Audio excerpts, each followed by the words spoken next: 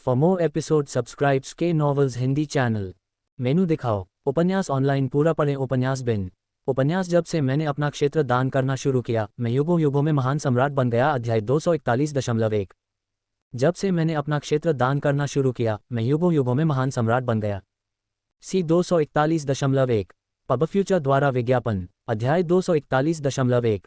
तभी बाहर से चीखने की आवाज आई। संस्कार मंत्री ली लिनफू आ गए हैं। सभी लोग चौंक गए। मंत्री ली यहाँ हैं। वे सभी दरवाजे की ओर देखने लगे और देखा कि ली लिनफू आधिकारिक पोशाक पहने हुए भीड़ के समर्थन से स्कूल में प्रवेश कर रहे थे। झाओ दे को देखकर उनकी आंखें चमक उठीं और वे मुस्कुराते हुए और हाथ जोड़कर सलामी देते हुए आगे बढ़े। ग्रेडेड टीचर झाओ, मैं बधाई देने आया हूँ। ग्रेड जिया के ग्रेडेड टीचर्स के पहले बैच में से एक बनने पर बधाई। हा। झाओ दे खुश हुआ। मंत्री ली, इतनी छोटी सी बात के लिए इतनी दूर आने की क्या जरूरत थी? आपको मालूम होना चाहिए कि एक ग्रेडेड शिक्षक होने के बावजूद भी वह संस्कार मंत्री से कोसों दूर थे। यह एक बड़ा सम्मान था कि रीति रिवाज मंत्री व्यक्तिगत रूप से उन्हें बधाई देने आए। ली लिनफू ने नाराज होने का नाटक किया। यह एक छोटी सी बात कैसे हो सकती है? आपको पता होना चाहिए कि शिक्षा में कोई छोटी बात नहीं होती। शिक्षा राष्ट्र के लिए मौलिक है। ग्रेडेड टीचर झाओ, ग्रेड जिया में ग्रेडेड टीचर्स के पहले बैच में से एक के रूप में आप इतिहास में अग्रणी हैं, और यह सही है कि मैं इस मामले को बहुत महत्व देता हूँ। हकीकत में वह नहीं है, सम्राट ही था जो इसे महत्व देता था। यदि सम्राट इसे महत्व देता है तो उसे अपनी प्रजा के रूप में इसे और भी अधिक महत्व देना चाहिए। लेकिन झाओ दे को यह पता नहीं था। वह बहुत भावुक हो गया। मंत्री ली, आपके उच्च सम्मान के लिए धन्यवाद। मैं इतना उत्साहित हूं कि मुझे ये भी नहीं पता कि क्या कहूं। उसने थोड़ा ऊपर देखा और पाया कि उसके आसपास के सभी लोग ईर्ष्या और जलन से उसे देख रहे थे। आखिर वर्तमान राजवंश के शीर्ष विद्वान को भी ऐसा सम्मान कभी नहीं मिला। झाओ दे इतना खुश था कि उसे बेहोशी सी आ गई। इसे यहाँ लाओ, ली लिनफू ने पुकारा। तुरंत ही दो लोग आसमानी नीले रंग के कपड़े और एक काली सरकारी टोपी लेकर आए। पब फ्यूचर द्वारा विज्ञापन। मंत्री ली, यह क्या है? झाओ दे ने हैरान होकर पूछा। ली लिनफू ने मुस्कुराते हुए कहा, ग्रेडेड टीचर झाओ, यह आधिकारिक ग्रेडेड टीचर पोशाक और ग्रेडेड टीचर टोपी है जो आपके लिए अदालत द्वारा तैयार की गई है, जो सामान्य आधिकारिक वर्दी और टोपी के बराबर है। झाओ दे बेहद हैरान था। आह, ये भी बात है। चलो जल्दी से इसे पहन लो, देखते हैं कि ग्रेडेड टीचर कैसा दिखता है। ठीक है, कृपया एक क्षण प्रतीक्षा करें। झाओ दे ने जब नया परिधान पहना तो ऐसा लगा जैसे उसने मटर के दाने की जगह तोप रख दी हो। वह पूरी तरह से बदल गया था। वह उत्साही और कम से कम एक दशक युवा दिख रहे थे। कुछ आंटियां बाहर से चुपके से अंदर आईं और झाओ दे को इस तरह देखकर ईर्ष्या से उनकी आंखें हरी हो गईं। ली लिनफू ने संतुष्टि में सिर हिलाया। बहुत बढ़िया, बहुत बढ़िया। इस सूट को पहनने के बाद आप और भी ज्यादा जोश से भरे हुए लग रहे हैं। अब आप वाकई एक ग्रेडेड टीचर की तरह लग रहे हैं। हा। झाओ दे ने मूर्खतापूर्ण हंसी के साथ इसका अनुसरण किया। उसे ऐसा लग रहा था जैसे इस समय वह अपने जीवन के शिखर पर पहुंच गया हो। फिर ली लिनफू ने एक और बात समझाई। आप 3 दिनों में सम्राट से मिलने के लिए महल में प्रवेश करेंगे। मैं महामहिम से मिल सकता हूँ? झाओ दे को बहुत आश्चर्य हुआ। बिल्कुल, ली लिनफू ने मुस्कुराते हुए कहा। ग्रेडेड शिक्षकों के पहले बैच के रूप में महामहिम आपको व्यक्तिगत रूप से देखना चाहते हैं और उन्होंने आपके लिए एक पदक पुरस्कार समारोह भी तैयार किया है। ये कितना बड़ा सम्मान है। आपकी महान दयालुता के लिए धन्यवाद महामहिम, झाओ दे ने कहा। उसके शब्द उसकी उत्तेजना में फूट पड़े। कुछ और बातचीत के बाद ली लिनफू चले गए, लेकिन निश्चित रूप से झाओ देश के गौरव का क्षण अभी शुरू ही हुआ था। 3 दिन बाद देश भर से ग्रेडेड शिक्षक राजधानी में एकत्र हुए। अपनी वर्दी और उच्च गुणवत्ता वाले ग्रेडेड टीचर के परिधान पहनकर वे उत्साहपूर्वक शाही महल में प्रवेश कर गए। महामहिम अमर रहें। पब फ्यूचर द्वारा विज्ञापन। लिन बेईफान ड्रैगन सिंहासन पर बैठे अपने द्वारा चुने गए ग्रेडेड टीचर्स को देखते हुए और बहुत संतुष्टि में सिर हिलाया। ग्रेडेड टीचर्स कृपया उठें। आपने शिक्षा के क्षेत्र में अपना दिल और आत्मा डाल दी है, दूसरों को अथक निर्देश देते हुए और वास्तव में एक शिक्षक की भूमिका का उदाहरण पेश करते हुए। महामहिम बहुत दयालु हैं। हम ऐसी प्रशंसा स्वीकार करने की हिम्मत नहीं कर सकते, ग्रेडेड टीचर्स ने विनम्रतापूर्वक कहा। लिन बेईफान ने अपना सिर हिलाया और मुस्कुराया। तुम बहुत विनम्र हो। अगर मैं कहता हूं कि तुम इसके लायक हो तो तुम इसके लायक हो। उसी समय नपुंसक लियू ने ऊंची आवाज में घोषणा की, पदक वितरण समारोह शुरू हो गया है। इसके बाद लिन बेईफान ड्रैगन सिंहासन से उतरा। हिजड़े उसके पीछे पीछे चले। उनमें से प्रत्येक के हाथ में एक ट्रे थी जिस पर एक पदक और एक कमर पट्टिका रखी थी। पदक पर एक बड़ा अक्षर अंकित था जो ग्रेड सी श्रेणी के शिक्षक का प्रतिनिधित्व करता था। कमर की पट्टिका पर पात्रों के अलावा उनके नाम भी अंकित थे जो उनकी पहचान दर्शाते थे। लिन बेईफान ने सबसे पहले झाओ दे के पास जाकर मुस्कुराते हुए कहा, झाओ दे, मैं तुम्हें जानता हूँ। तुम एक अच्छे शिक्षक हो जिन्हें पढ़ाना बहुत पसंद है और तुम्हारे छात्र तुम्हें बहुत पसंद करते हैं। और तुम्हारी पाठ योजनाएं, वे बहुत विस्तृत हैं, मुझे वे बहुत पसंद हैं। सम्राट उसे इतनी अच्छी तरह से जानता था कि झाओ दे इतना प्रभावित हुआ कि वह लगभग बेहोश हो गया। प्रशंसा के लिए धन्यवाद महाराज, मैंने वही किया जो मुझे करना चाहिए था, झाओ दे ने सम्मान से अभिभूत होकर कहा। जो काम आपको करना चाहिए उसे पूरी लगन से करना बहुत ही सराहनीय है। लिन बेईफान ने मुस्कुराते हुए पदक उठाया और उसे अपने बाएं हाथ पर बांध लिया। फिर उन्होंने कमर की पट्टिका ली और उसे व्यक्तिगत रूप से उसे सौंप दिया। धन्यवाद महामहिम, आपकी महान दयालुता के लिए धन्यवाद।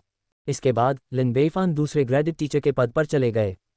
उन्होंने भी इसी तरह उत्साहवर्धक शब्द कहे तथा व्यक्तिगत रूप से पदक पहनाया तथा कमर पट्टिका सौंपी। सभी ग्रेडेड शिक्षक भावुक हो गए और उनकी आंखें नम हो गईं। जीवन अपने चरम पर है, इससे बेहतर कुछ नहीं हो सकता। सब कुछ हो जाने के बाद लिन बेईफान अपने ड्रैगन सिंहासन पर वापस आ गया और जोर से घोषणा की, जैसा कि मैं समझता हूं, कई ग्रेडेड शिक्षक विनम्र पृष्ठभूमि से आते हैं और उन्हें ये कठिन लगता है, लेकिन एक ग्रेडेड शिक्षक के रूप में किसी को एक निश्चित गरिमा बनाए रखनी चाहिए। इसलिए प्रत्येक ग्रेडेड शिक्षक को एक घर और 1000 टैल चांदी से पुरस्कृत किया जाएगा।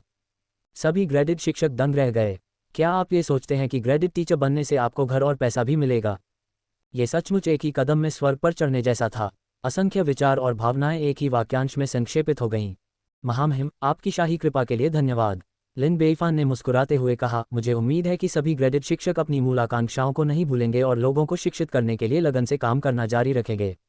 मुझे उम्मीद है कि अगले पुरस्कार समारोह में आप सभी से फिर से मुलाकात होगी। धन्यवाद महामहिम, हम आपकी महान दयालुता को कम नहीं होने देंगे। इसके बाद लिन बेईफान ने उन्हें ऊंचे घोड़ों पर सवार कर सड़कों पर आम लोगों के लिए परेड कराने की व्यवस्था की। आपको समझना चाहिए कि यह सम्मान बहुत असाधारण था।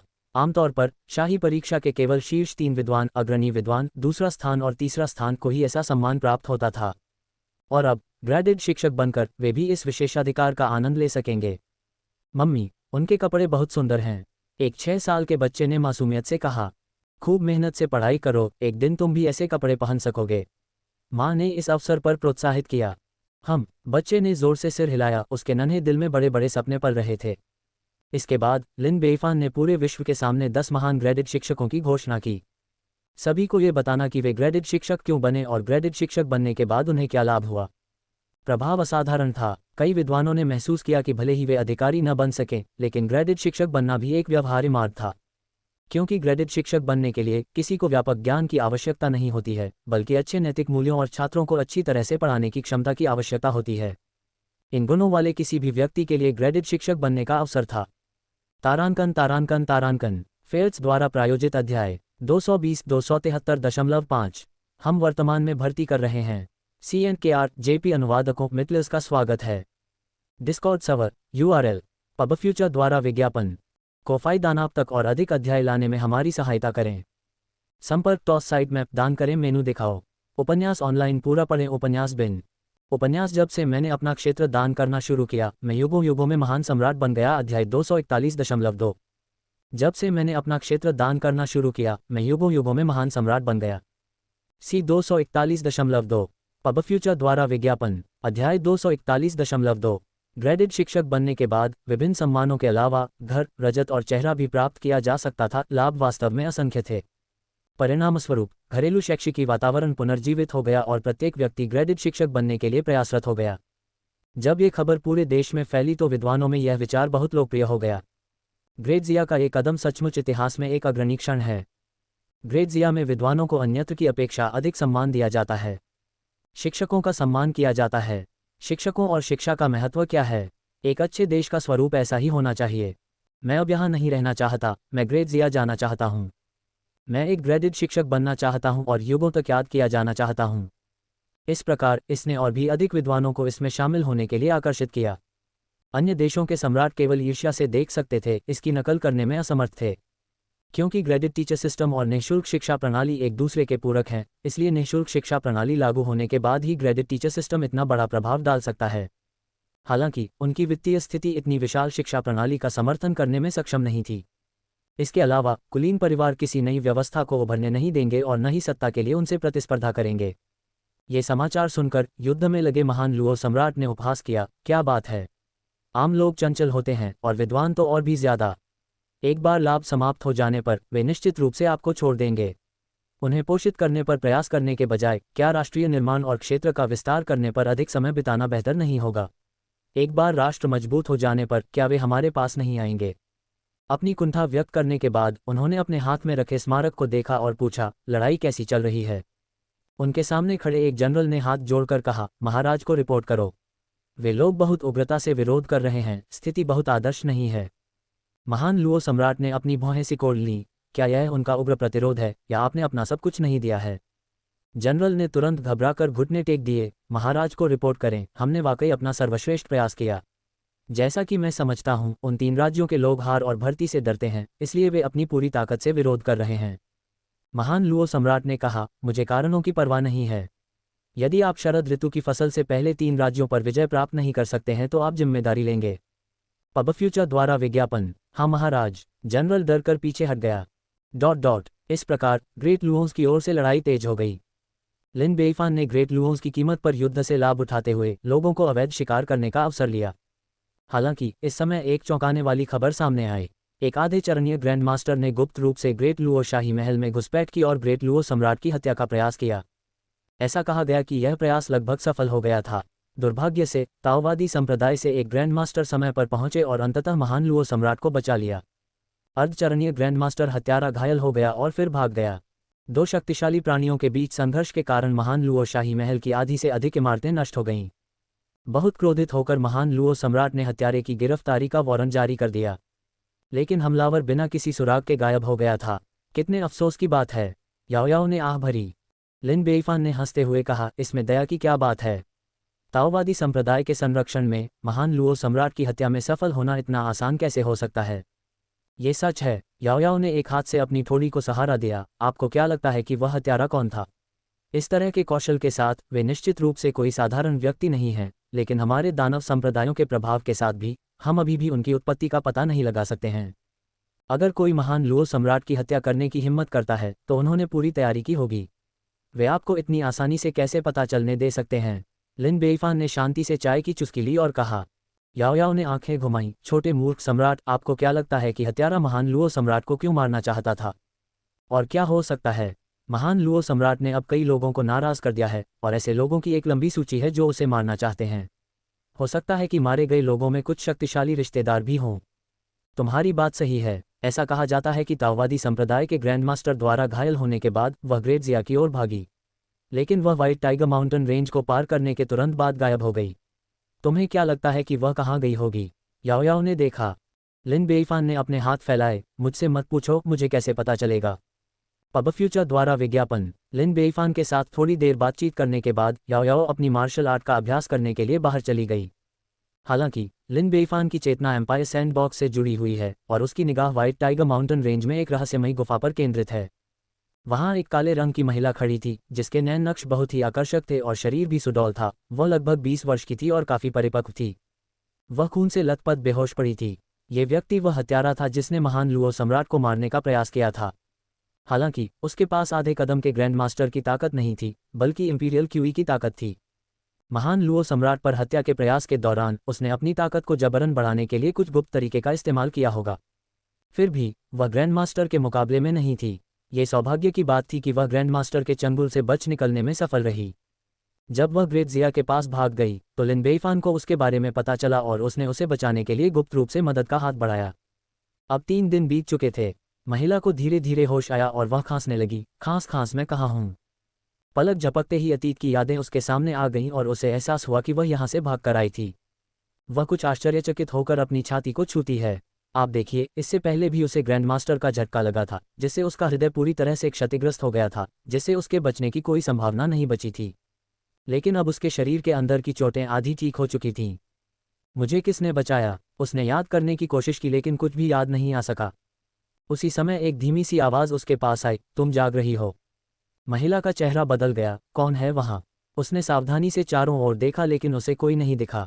आवाज़ ने उत्तर दिया, मैंने ही तुम्हें बचाया है। महिला एक क्षण के लिए चुप हो गई। क्या? धन्यवाद। आपको मेरा शुक्रिया अदा करने की ज़रूरत नहीं है। आपने कुछ ऐसा किया जिससे मुझे खुशी हुई, इसलिए मैंने बस मदद की और आपको बचा लिया। क्या आप अपना नाम, पृष्ठभूमि और उसे मारने की कोशिश करने का कारण बताना चाहेंगे? महिला ने हिचकिचाते हुए कहा, मैं मूल रूप से ग्रेट लैंड किंगडम से हूँ और मैं कई सालों से विदेश में प्रशिक्षण ले रही हूँ। मैं अपने छोटे भाई के परिवार का बदला लेने के लिए हत्या करने आई थी। वह ग्रेट लैन का एक इनेट था, लेकिन ग्रेट लुओ के किसी व्यक्ति ने उसे मार दिया था। तो यह ऐसा ही है, आवाज ने कहा। और आप, सीनियर? मो युयान ने पूछा। वह केवल आवाज सुन सकती थी, लेकिन उस व्यक्ति की उपस्थिति को महसूस नहीं कर सकती थी। उसे लग रहा था कि यह व्यक्ति उस ताओवादी संप्रदाय के ग्रैंड मास्टर से भी अधिक भयानक था, जिसके साथ उसने पहले लड़ाई की थी। मेरी पहचान से तुम्हें कोई सरोकार नहीं है। ओह, मो युयान ने जवाब दिया, उसकी आवाज में निराशा का भाव था। महान लुओ सम्राट ताओवादी संप्रदाय द्वारा संरक्षित है। उसे मारना इतना आसान नहीं है। आवाज फिर से आई। चाहे कितना भी मुश्किल क्यों न हो, मुझे उसे मारना ही होगा। मेरे परिजनों की हत्या के लिए ये घृणा एक ही आसमान के नीचे नहीं रह सकती। मो युयान ने भारी घृणा के साथ घोषणा की। बहुत बढ़िया कहा, तुम में हिम्मत है और मैं इसकी प्रशंसा करता हूँ। क्या तुम मेरे लिए काम करने में दिलचस्पी रखोगे? मेरे साथ बदला लेना बहुत मुश्किल नहीं होगा। स्वर प्रलोभन से भरा था। सीनियर, मेरी जान आपने बचाई है। आप मुझसे जो भी मांगेंगे मैं मना नहीं करूंगा। मेरी जान आपकी है, अगर आप भी मेरा बदला लेने में मेरी मदद कर सकें। मो युयान ने बिना किसी हिचकिचाहट के कहा। उसी क्षण उसने अपना मन बना लिया था। वह जानती थी कि वह अकेले मौत का बदला नहीं ले सकती, लेकिन शायद इस अथाह वरिष्ठ की मदद से वह ऐसा कर सकेगी। होशियार, कोई आश्चर्य नहीं कि आपने इतनी कम उम्र में शाही क्यूई के क्षेत्र में साधना की है। यहाँ उपचार के लिए कुछ दवा है, अभी के लिए इसे ले लो। जैसे ही आवाज खत्म हुई, मो युयान के सामने एक बोतल आ गई। ऐसा कारनामा किसी भूत या देवता के कारनामे जैसा था, जिससे मो युयान अवाक और स्तब्ध रह गया। यदि दूसरा पक्ष उसे मारना चाहता तो यह निश्चित रूप से एक आसान बात होती, है ना? तारांकन तारांकन तारांकन फेल्स द्वारा प्रायोजित अध्याय 221-273.5। हम वर्तमान में भर्ती कर रहे हैं। CNKR JP अनुवादकों मितलिस का स्वागत है। डिस्कॉर्ड सर्वर URL पबफ्यूचर द्वारा विज्ञापन कोफाई दानाप तक और अधिक अध्याय लाने में हमारी सहायता करें। संपर्क टॉस साइट मैप दान करें, मेनू दिखाओ। उपन्यास ऑनलाइन पूरा पढ़ें। उपन्यास बिन उपन्यास जब से मैंने अपना क्षेत्र दान करना शुरू किया, मैं युगों युगों में महान सम्राट बन गया। अध्याय 242.1। जब से मैंने अपना क्षेत्र दान करना शुरू किया, मैं युगों युगों में महान सम्राट बन गया। C 242.1 पबफ्यूचर द्वारा विज्ञापन अध्याय 242.1। उसने दवा की बोतल उठाई, ढक्कन खोला और उसमें 3 गोल और चमकदार गोलियां पाईं, जिनसे अंदर से हल्की सी खुशबू आ रही थी। वह गोलियों को नहीं पहचानती थी, लेकिन उसे यकीन था कि वे असाधारण थीं। उसने उनमें से एक को निगल लिया और दवा के सार को अवशोषित करने के लिए अपनी ऊर्जा को प्रसारित करना शुरू कर दिया। गोली का सार एक गर्म धारा में बदल गया जो उसके शरीर में प्रवाहित हुई, जिससे उसकी आंतरिक चोटें ठीक हो गईं और उसकी महत्वपूर्ण ऊर्जा पुनः भर गई, जिससे उसे बहुत आराम महसूस हुआ।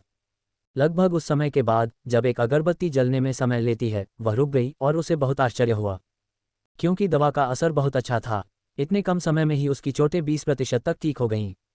यदि उसने तीनों गोलियां ले लीं तो वह पूरी तरह ठीक हो जाएगी, है ना? ये सचमुच एक दिव्य अमृत है। वह कई वर्षों से दूर दूर तक यात्रा कर रही है और उसने ऐसा तत्काल प्रभावकारी दिव्य अमृत पहले कभी नहीं देखा था। वरिष्ठ तो वरिष्ठ ही होते हैं, न केवल उनके तरीके असाधारण होते हैं, बल्कि उनके अमृत भी असाधारण होते हैं। उसने दवा की बोतल को सावधानीपूर्वक सुरक्षित रख दिया। क्योंकि अमृत दुर्लभ था, वह नहीं जानती थी कि उसे इसे दोबारा प्राप्त करने का मौका मिलेगा या नहीं, इसलिए उसने इसे अभी के लिए बचाकर रखने का निर्णय लिया। उसका शरीर लगभग 70% तक ठीक हो चुका था और वह मुश्किल से ही अपना बचाव कर पा रही थी। वह अपनी क्षमताओं से शेष चोटों को ठीक कर सकती थी। सीनियर, मैंने कई दिनों से कुछ नहीं खाया है। मैं अपनी जीवन शक्ति और ताकत को फिर से पाने के लिए कुछ जंगली जानवरों का शिकार करने जा रहा हूं, मो युयान ने सम्मानपूर्वक कहा। आगे बढ़ो, आवाज आए। वह गुफा से बाहर निकली और अपने कौशल से पर्वत श्रृंखला से कई जानवरों का शिकार किया। फिर उसने उन्हें आग पर भूनकर खा लिया। इसके बाद उसने अपनी ऊर्जा को प्रसारित किया तथा अपनी जीवन शक्ति को पुनः प्राप्त करने के लिए जानवर के मांस और रक्त के सार का उपयोग किया।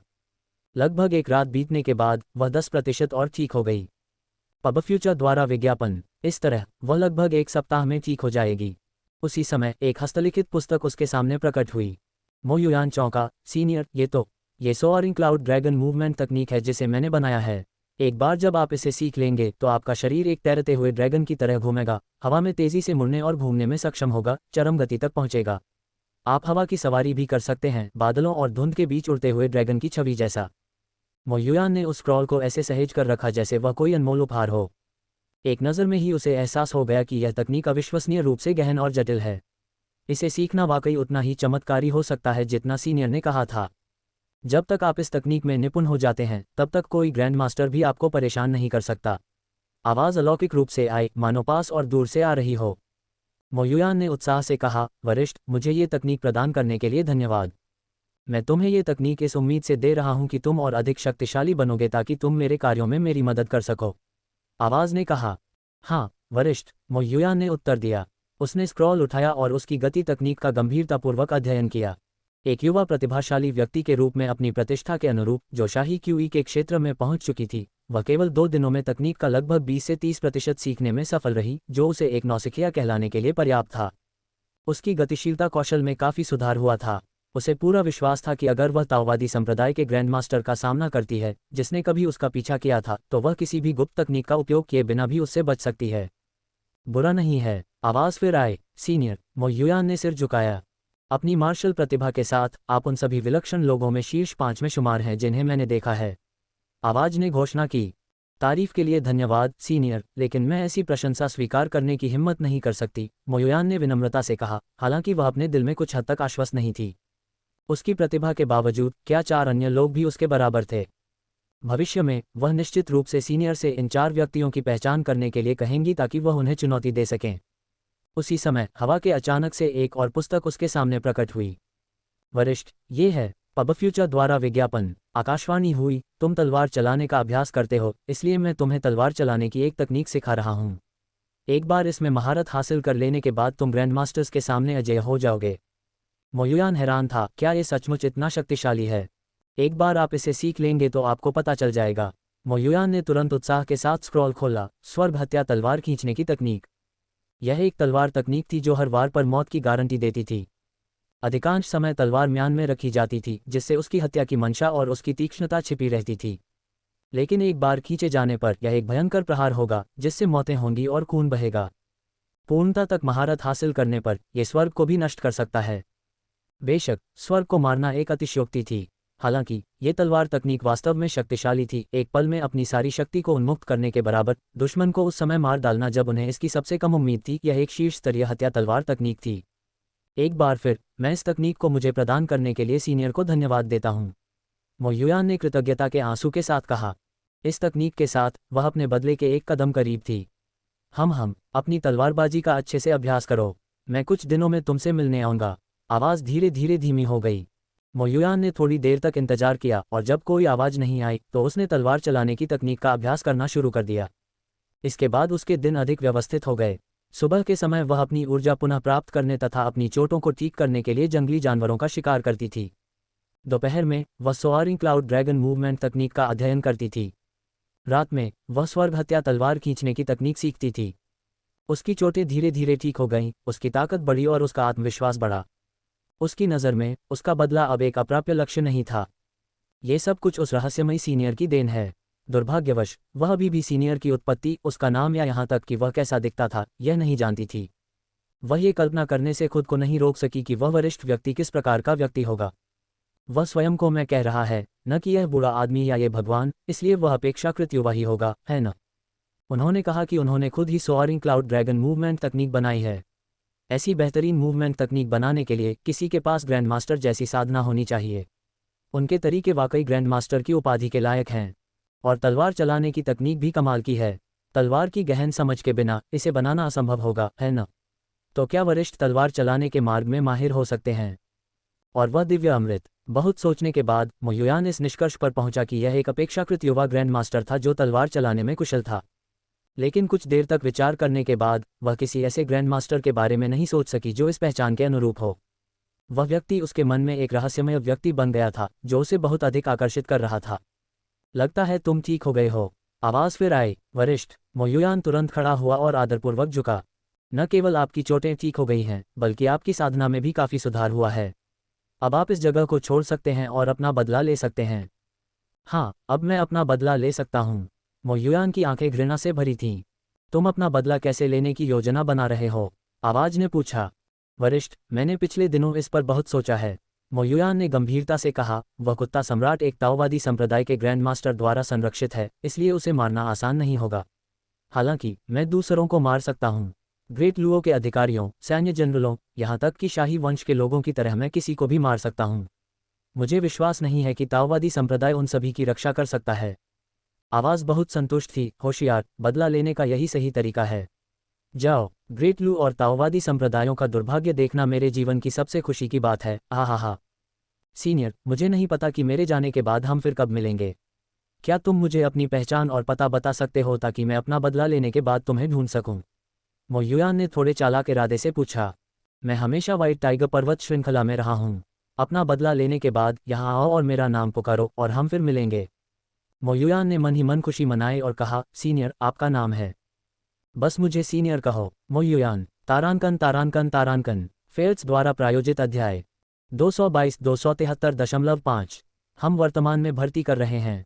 CNKR JP अनुवादकों मिटलर्स का स्वागत है। डिस्कॉर्ड सर्वर URL पबफ्यूचर द्वारा विज्ञापन कोफाई दानाप तक और अधिक अध्याय लाने में हमारी सहायता करें। संपर्क टॉस साइट मैप दान करें मेनू दिखाओ। उपन्यास ऑनलाइन पूरा पढ़ें। उपन्यास बिन। उपन्यास जब से मैंने अपना क्षेत्र दान करना शुरू किया मैं युगों युगों में महान सम्राट बन गया। अध्याय 242.2। जब से मैंने अपना क्षेत्र दान करना शुरू किया मैं युगों युगों में महान सम्राट बन गया। C 242.2 ads by pub future. अध्याय 242.2। इसके बाद मो युयान ने घुटनों के बल बैठकर आकाश की ओर सिर झुकाया और रहस्यमय वरिष्ठ की मदद के लिए अपना आभार व्यक्त किया। फिर वह व्हाइट टाइगर पर्वत श्रृंखला से चली गई। एक दिन बाद वह मानव समाज में वापस लौटी। सबसे पहले उसने स्नान किया और साफ कपड़े पहने। इसके बाद वह फिर से ग्रेट लुओ शाही शहर में घुस गई। मैं एक रहस्यमय वरिष्ठ की सहायता से एक बड़ी आपदा से बच गया और एक असाधारण कौशल में महारत हासिल की। महान लुओस कुत्ते सम्राट, आपका समय आ गया है। मैं सबसे पहले आपके वफादार गुर्गों को खत्म कर दूंगा और आपके जीवन का दावा करने से पहले आपको निराशा में डुबो दूंगा। हाथ में तलवार लेकर वह चुपके से प्रधानमंत्री के निवास ग्रेट लुओ में घुस गई और सामने आने वाले हर व्यक्ति को मार डाला। वह बदला लेना चाहती थी और नहीं चाहती थी कि दूसरे उससे बदला लें, इसलिए उसके पास सभी को मारने के अलावा कोई विकल्प नहीं था। वह भूत की तरह चलती थी। उसके वार अविश्वसनीय रूप से तीखे थे। वह एक ही तलवार के वार से हर व्यक्ति को मार गिराती थी। किसी ने उसका असली चेहरा नहीं देखा। वास्तव में मरने से पहले उन्होंने उसे देखा भी नहीं था। एक कप चाय खत्म करने में लगने वाले समय से भी कम समय में वह बाहर निकली और तेजी से दूसरे मंत्री के आवास में चली गईं। एक को मारने के बाद वह अपना काम जारी रखने के लिए दूसरे घर की ओर भाग गई। वह बिना रुके लगातार लोगों को मारती रही। जब खून की गंध फैली तभी दूसरों को पता चला कि क्या हुआ था। कौन है वह? कौन है वह जो अदालत के अधिकारियों की हत्या कर रहा है? ग्रेट लुओ का एक इनेक जनरल प्रकट हुआ जो ये देखकर क्रोधित हुआ कि निवास में एक भी प्राणी जीवित नहीं था। मो युयान ने धीरे से अपनी तलवार म्यान में डाली। यह मैं था। तुम्हारी हिम्मत कैसे हुई? तुम इतनी बेशर्मी से हत्या करते हो। देखो मैं तुम्हें कैसे पकड़ता हूँ। जनरल ने तुरंत हमला किया और एक घातक चाल चली। Ads by pub future. Mo Yuyan की आंखें ठंडी हो गईं। स्वर्ग हत्या तलवार खींचने की तकनीक। म्यान में छिपी तलवार अचानक आकाश को चीरती हुई अर्धचंद्राकार चांद की तरह बाहर निकली।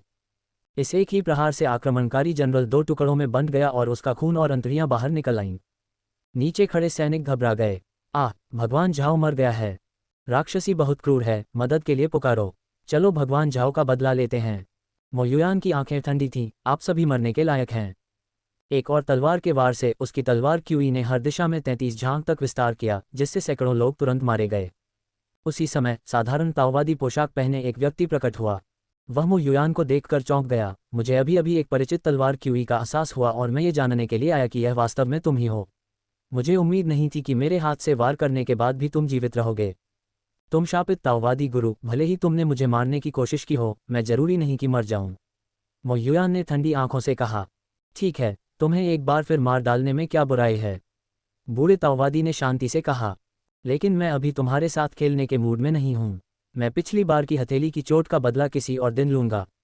मो युयान ने सोआरिंग क्लाउड ड्रैगन मूवमेंट तकनीक का इस्तेमाल किया। उसकी आकृति अप्रत्याशित रूप से शहर के बाहरी इलाके की ओर उड़ रही थी। राक्षसी, तुम भागो मत। बूढ़े ताओवादी ने उसका पीछा किया। हालांकि उसे बहुत आश्चर्य हुआ कि वह कितनी भी कोशिश करने के बाद भी उसे पकड़ नहीं सका। इसके अलावा उनके बीच दूरियां भी बढ़ती गईं। 200 ली के बाद वह पूरी तरह से उसका पता खो बैठा। पब फ्यूचर द्वारा विज्ञापन। इस समय महान लुओ शाही शहर में सभी हवेलियां खोज ली गईं क्योंकि खून की गंध फैल गई थी। क्या वे सब मर गए हैं? अदालत के अधिकारी, वे सभी मारे गए हैं। ग्रेट लुओस का आसमान ढह रहा है। ये खबर पूरे देश में तेजी से फैल गई, जिससे दुनिया में बड़ा सदमा फैल गया। हे भगवान, वह खलनायक कौन है जिसने एक ही रात में 54 घरों का कत्लेआम कर दिया और ग्रेट लुओ दरबार के सभी उच्च अधिकारियों का सफाया कर दिया? कितना निर्दयी। 3000 से अधिक लोगों की जान चली गई, यहाँ तक कि मुर्गियों और कुत्तों को भी नहीं छोड़ा गया। ग्रेट लुओ कोर्ट पंगु होने जा रहा है। इतना क्रूर कौन हो सकता है? केवल ग्रेट लुओ के प्रति गहरी नफरत रखने वाला ही ऐसा काम कर सकता है।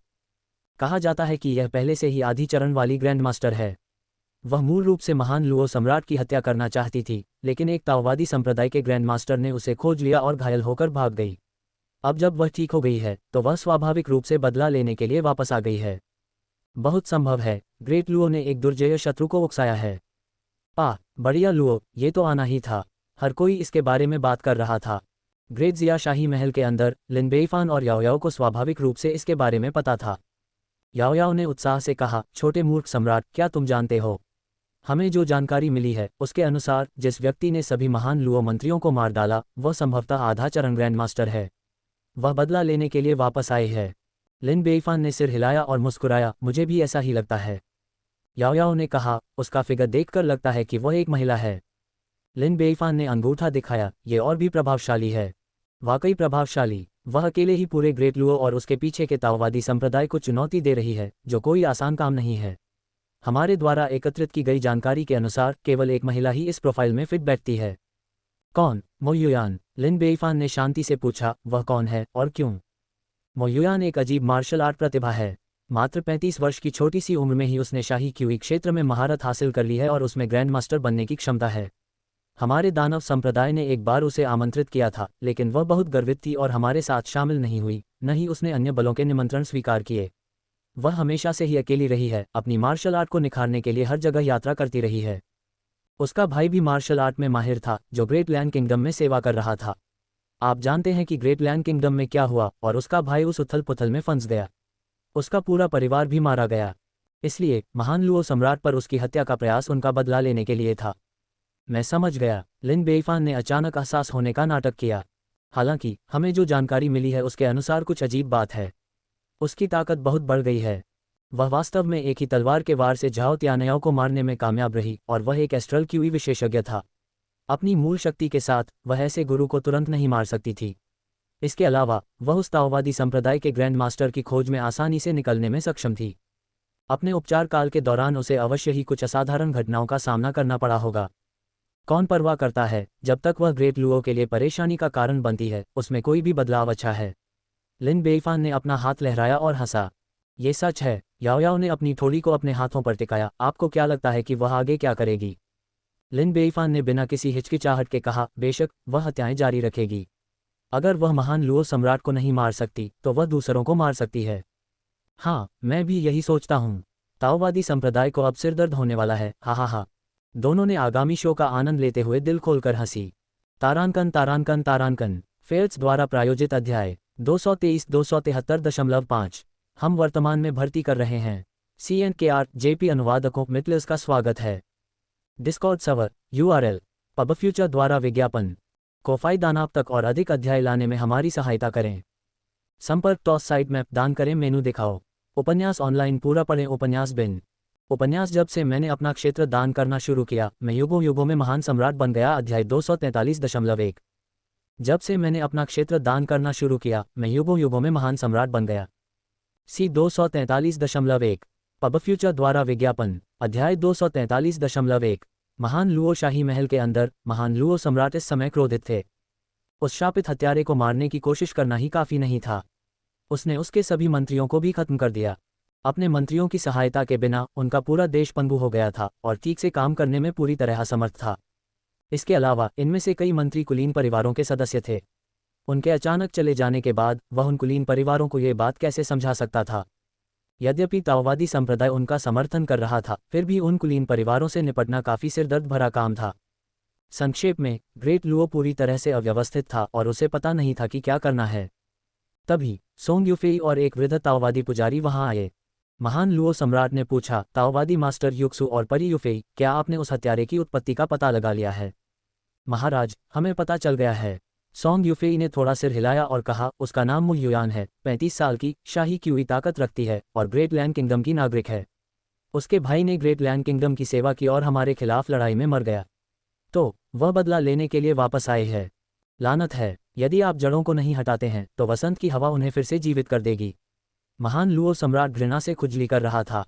चूंकि वे एक व्यक्ति से चूक गए थे इसलिए उनका न्यायालय अब पंगु हो गया था। अब दुश्मन अभी भी छाया में छिपकर एक ठंडे और विषैले सांप की तरह उन्हें देख रहा था और उन्हें कोई अंदाजा नहीं था कि वह कब हमला करेगा। क्या उसे पकड़ने या मारने का कोई तरीका है? महान लुओ सम्राट ने पूछा। ये बहुत कठिन है, बूढ़े ताओवादी पुजारी ने कहा। मैं 10 दिनों से भी कम समय में 2 बार उसके साथ भिड़ चुका हूँ।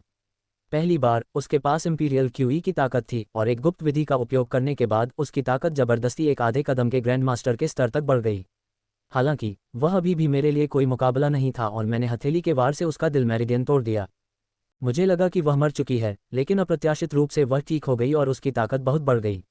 मैंने अपनी सारी शक्ति लगा दी लेकिन फिर भी मैं उसे पकड़ नहीं पाया। उसकी हरकतें असाधारण हैं। स्पष्ट रूप से इन 10 दिनों में न केवल उसने अपनी चोटें ठीक की, बल्कि उसके कुछ सौभाग्यपूर्ण मुठभेड़ भी हुए। पब फ्यूचर द्वारा विज्ञापन। क्या वास्तव में उसे मारने का कोई रास्ता नहीं है? महान लुओ सम्राट ने अनिच्छा से पूछा। ऐसे स्वामी द्वारा निशाना बनाए जाने को कौन सहन कर सकता है? अगर वह उसे नहीं मारती तो वह अभी भी उसके अधीनस्थों को मार सकती थी। यदि उसके सभी लोग मारे गए तो उसके देश का क्या होगा? बूढ़े ताओवादी पुजारी ने असहाय होकर कहा, यह कठिन है। सोंग यूफेई ने उसे दिलासा देते हुए कहा, महाराज निश्चिंत रहें, चाचा ने उसकी आभा को याद कर लिया है। जैसे ही वह राजधानी शहर में दिखाई देगी वह उसे भांप लेंगे और कदम उठा लेंगे। महान लुओ सम्राट ने आह भरते हुए कहा, अभी तो हम यही कर सकते हैं। यहाँ तक कि ग्रैंड मास्टर के पास भी कोई समाधान नहीं था, तो वह क्या कर सकते थे? इस समय सोंग यूफेई ने सलाह देने का अवसर लिया, महामहिम, निरंतर युद्ध अनिवार्य रूप से मजबूत दुश्मनों को आकर्षित करेगा और कोई नहीं जानता कि अगली बार कोई और मोयुयान होगा या नहीं। अभी के लिए सैन्य अभियानों को रोकना, स्वस्थ होना और लोगों की आजीविका विकसित करने पर ध्यान केंद्रित करना सबसे अच्छा होगा। महान लुओ सम्राट की अभिव्यक्ति अपरिवर्तित रही, चलो पहले उसे मार डालें। इस समय मोयुयान पहले ही गुप्त रूप से ग्रेट लुओ राजधानी शहर के बाहरी इलाके में लौट आया था। राजधानी शहर को देखते हुए उसने खुद से कहा, इस समय उस कुत्ते सम्राट और ताओवादी संप्रदाय दोनों को सतर्क रहना चाहिए। फिर से कार्रवाई करना मूर्खता होगी। क्यों नहीं वापस चले जाते? अगर मैं आपकी राजधानी के लोगों को नहीं मार सकता तो क्या कहीं और लोगों को मारना वैसा ही नहीं है? वह पलटी, दृढ़तापूर्वक वहां से चली गई और अपना नरसंहार जारी रखा। वह जिस भी शहर में गई उसने सभी अधिकारियों को मार डाला और किसी को भी जीवित नहीं छोड़ा। 5 दिन से भी कम समय में 10 बड़े शहरों के अधिकारी मारे गए। संपूर्ण ग्रेट लुओ में दहशत फैल गई, विशेषकर ग्रेट लुओ के अधिकारी जिनकी अब राजनीति में कोई रुचि नहीं थी और वे केवल छिपकर अपनी जान बचाना चाहते थे। दुनिया भर के लोगों ने देखा और खुशी मनाई। बहुत बढ़िया, यह ऐसी भावना और वीरता है जो नदियों और झीलों के निवासियों के लिए उपयुक्त है। पब फ्यूचर द्वारा विज्ञापन। ग्रेट लुओ के लिए उन्हें इसी तरह से मारा जाना चाहिए। एक खलनायक को अंततः दूसरे खलनायक द्वारा दंडित किया जाएगा। कौन सी खलनायिका? लेडी मो अपने परिवार के लिए बदला लेना चाहती है और आम लोगों की ओर से न्याय के लिए लड़ रही है। वह एक नायिका है। तुम सही हो, हमें उसे हीरो मो कहना चाहिए। ये खबर तुरंत ही महान लुओ शाही दरबार में फैल गई और महान लुओ सम्राट इतना क्रोधित हो गया कि वह क्रोध से उछलने लगा। यदि हत्या इसी तरह जारी रही तो उसके सभी महान लुओ अधिकारी 1 महीने से भी कम समय में मर जाएंगे। उसने गहरी सांस ली और ताओवादी गुरु योक्सु से सम्मानपूर्वक कहा, मैं ताओवादी संप्रदाय से इस व्यक्ति को पकड़ने में सहायता करने की विनती करता हूँ, अन्यथा मेरे महान लुओ को कभी शांति नहीं मिलेगी। बूढ़े ताओवादी गुरु योक्सु ने आह भरते हुए कहा, ऐसा ही हो। इस महिला की हत्या करने की मंशा बहुत मजबूत है और मुझे डर है कि वह राक्षसी रास्ते पर चली जाएगी। हम इसे अनदेखा नहीं कर सकते। मैं अपने वरिष्ठ भाई युमिंग को सूचित करूंगा और उसे व्यक्तिगत रूप से उसे पकड़ने के लिए कहूंगा। क्या मैं ताओवादी मास्टर युमिंग की ताकत के बारे में पूछ सकता हूँ? ताओवादी मास्टर युक्सु ने उत्तर दिया, वह एक ग्रैंड मास्टर हैं और उनकी ताकत मुझसे कम नहीं है। महान लुओ सम्राट बहुत खुश हुए, ये बहुत बढ़िया है। 2 दिन बाद मोयुयान ने अभी अभी एक शहर में अधिकारियों की हत्या की थी और अगले शहर की ओर जा रही थी, तभी उसका सामना एक बूढ़े ताओवादी से हुआ जो उसका रास्ता रोक रहा था। उस व्यक्ति का चेहरा दुबला पतला था, वह साधारण ताओवादी पोशाक पहने हुए था, उसके हाथ में एक कड़ाही थी तथा वह दयालु दिख रहा था। हालांकि मोयुयान को अपने ऊपर आने वाले खतरे का आभास हो गया था। उसके सामने खड़ा यह व्यक्ति अवश्य ही ताओवादी संप्रदाय द्वारा भेजा गया कोई अन्य ग्रैंड मास्टर होगा। क्या आप ताओवादी संप्रदाय द्वारा भेजे गए व्यक्ति हैं? मोयुयान ने पूछा। बूढ़े ताओवादी ने बुजुर्ग आवाज में कहा, डोनमो, कृपया रुकें। आपने बहुत से लोगों को मार डाला है। मोयुयान ने तिरस्कारपूर्वक कहा, महान लुओ ने भी बहुत से लोगों को मारा है। क्या आपको नहीं लगता कि उन्होंने पर्याप्त हत्याएं की हैं? हम दूसरों को बचाने के लिए हत्या करते हैं। एक बार जब दुनिया एकीकृत हो जाएगी तो कोई संघर्ष नहीं होगा और सभी आम लोग शांति से रह सकेंगे। शांति से पहले दर्द अपरिहार्य है, बूढ़े ताओवादी ने अपरिवर्तित भाव से कहा। बकवास, तुम्हारा ताओवादी संप्रदाय सिर्फ स्वार्थ के लिए काम कर रहा है। ऐसा मत सोचो कि मैं तुम्हारी असलियत नहीं देख सकता। अगर तुम्हारी मदद न होती तो मेरे भाई का परिवार नहीं मरता। तुम्हारा ताओवादी संप्रदाय भी उतना ही दोषी है, मोयुयान ने कहा।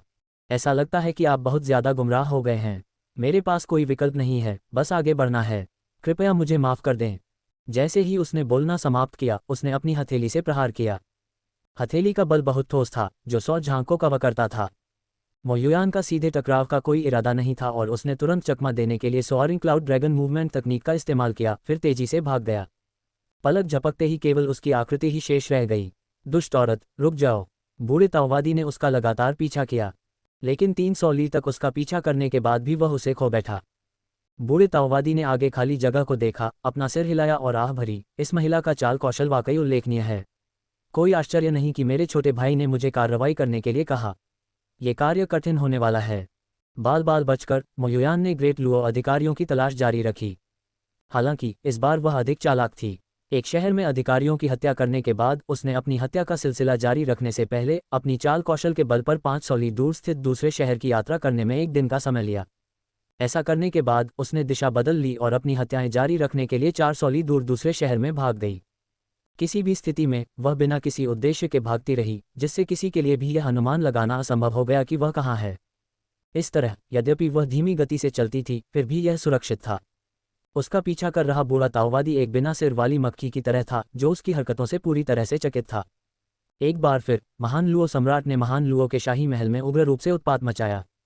तारांकन तारांकन तारांकन फेल्स द्वारा प्रायोजित अध्याय 224-273.5। हम वर्तमान में भर्ती कर रहे हैं। CNKR JP अनुवादकों मितलिस का स्वागत है। डिस्कॉर्ड सर्वर URL पबफ्यूचर द्वारा विज्ञापन कोफाई दानाप तक और अधिक अध्याय लाने में हमारी सहायता करें। संपर्क टॉस साइट मैप दान करें मेनू दिखाओ। उपन्यास ऑनलाइन पूरा पढ़ें। उपन्यास बिन उपन्यास जब से मैंने अपना क्षेत्र दान करना शुरू किया, मैं युगों युगों में महान सम्राट बन गया। अध्याय 243.2। जब से मैंने अपना क्षेत्र दान करना शुरू किया, मैं युगों युगों में महान सम्राट बन गया। C 243.2 पबफ्यूचर द्वारा विज्ञापन अध्याय 243.2। इस बीच ग्रेट जिया शाही महल में याओ याओ अपनी हंसी रोक नहीं सकी। वह लेडी मो वाकई कमाल की है। उसने न केवल ग्रेट लुओंस के अधिकारियों को मार डाला, बल्कि उसने ताओवादी संप्रदाय के ग्रैंड मास्टर को बेवकूफ़ बना दिया, उसे हजारों ली दूर एक बेतुके काम पर लगा दिया। ताओवादी संप्रदाय और ग्रेट लुओ पूरी दुनिया में हंसी का पात्र बन गए हैं। लिन बेईफान ने अपना सिर हिलाया और कहा, पीड़ा से सीखा गया सबक। इससे पहले मोयुयान केवल हत्या के लिए क्रूर बल पर निर्भर थी, लेकिन अब उसने हत्या करने के लिए कुछ तरकीबें सीख ली हैं। एक अर्धचरणीय ग्रैंड मास्टर जो धूर्त चालें भी अपनाता है, भयानक है। जब तक उनका सामना पूर्ण ग्रैंड मास्टर से नहीं होता, वे देश को उल्टा पुल्टा कर सकते हैं। सौभाग्यवश उसने अच्छे चाल चलन कौशल सीख लिए। उसे प्रशिक्षित करने में मेरे प्रयास व्यर्थ नहीं गए। एक बार जब वह बड़ी हो जाए तो उसे महल में ले जाया जा सकता है। बेशक इसका उद्देश्य उसे राष्ट्र की सेवा के लिए ग्रेट जिया कोर्ट में लाना है।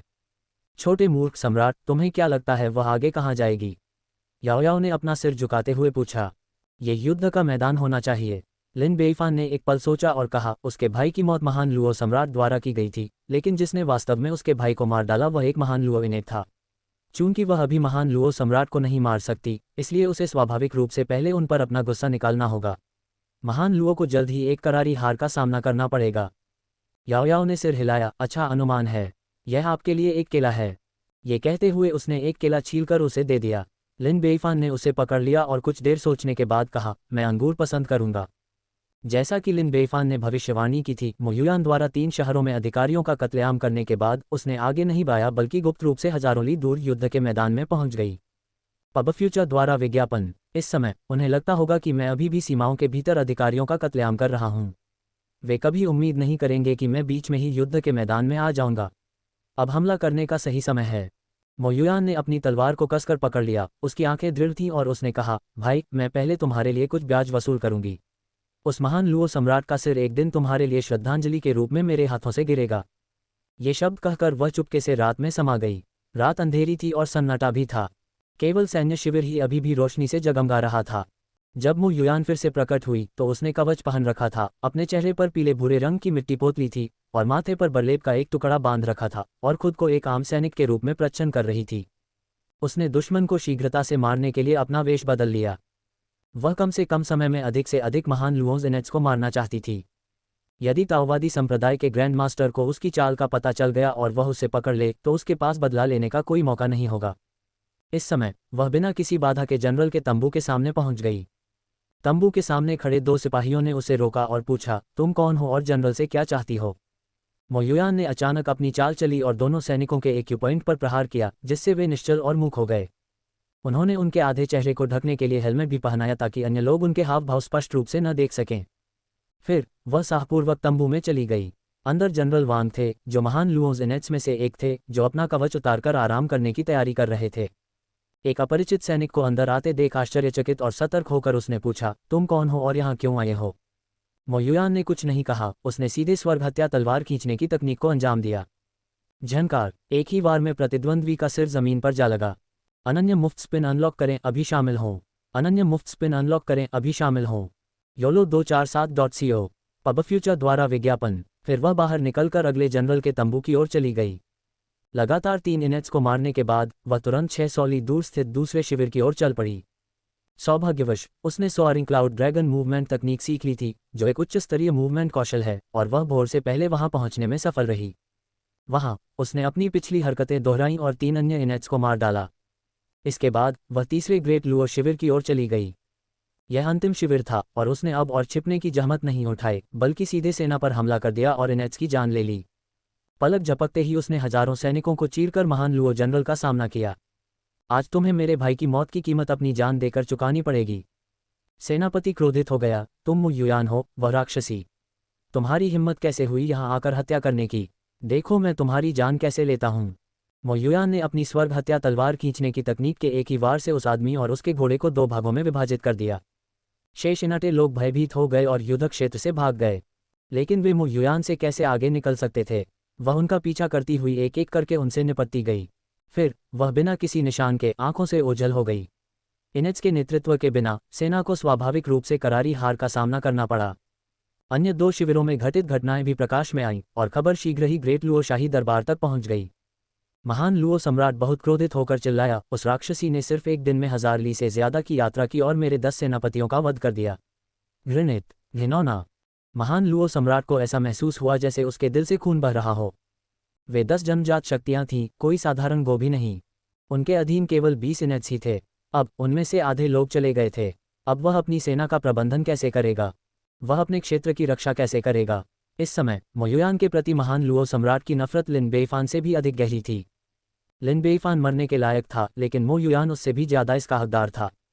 परी युफेई, ताओवादी गुरु युक्सु, मैं आपसे और आपके ताओवादी संप्रदाय से विनती करता हूं कि इस अपराधी को किसी भी कीमत पर पकड़ लें।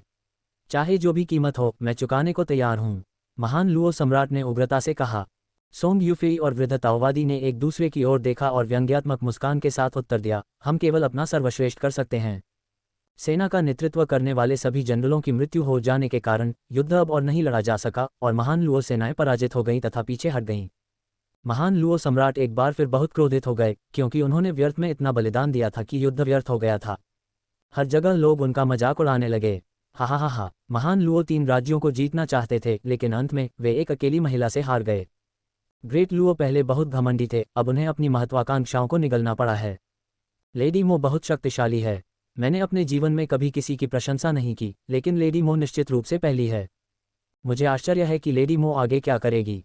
बेशक वह हत्याएं जारी रखेगी। जब तक सभी ग्रेट लुओ अधिकारी मर नहीं जाते, तब तक ये संतोषजनक नहीं होगा। हर जगह लोग मो युयान के अगले कदम पर कड़ी नजर रख रहे थे। ग्रेट लुओ भी कार्रवाई कर रहा था। उसने आकाश में जाल बिछाया और उन शहरों में जमीन पर जाल बिछाया जो घटनाओं से प्रभावित नहीं हुए थे।